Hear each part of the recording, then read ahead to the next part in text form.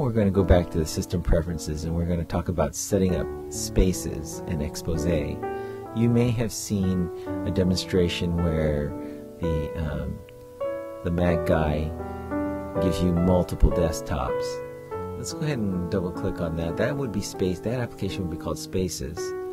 And this is a perfect example of how a Mac runs their tabs. Sometimes the tabs are inside the window, which is a little confusing. I would you can click on the Expose side, or you can click on the Spaces side. We're on the Spaces side, and by default Spaces is not enabled. You can enable it by clicking here, and now I have 4 spaces.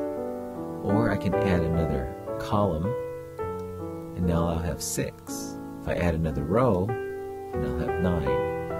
I think 4 is enough for me, so I'm going to go ahead and click on that and click on and reduce the column. So I'm back to 4 again. And 4 basic desktops is good enough. Otherwise, you're going to lose track of your, which applications and on which desktop. And I would go ahead and click on this default Show Spaces in Menu Bar, and here I can see I'm on space number 1. Now I'll go to the Expose tab and click on that, and I can set up different things with that Expose tab.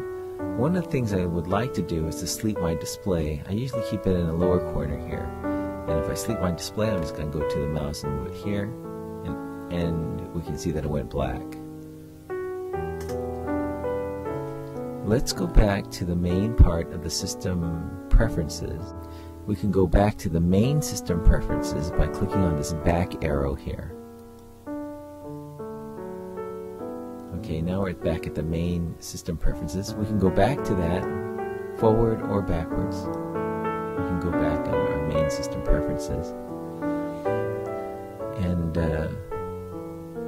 now we're going to look at setting our mouse for right-click operations.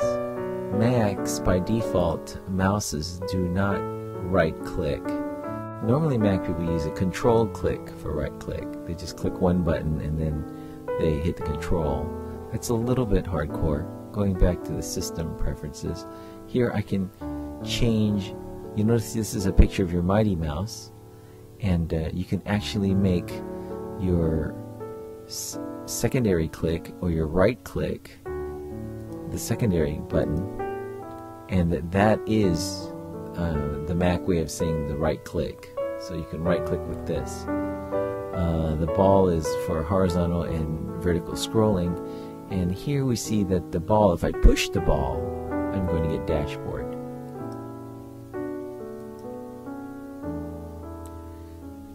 Let's go ahead and change that. I'm going to change that to spaces because I kind of like to use the push ball for spaces.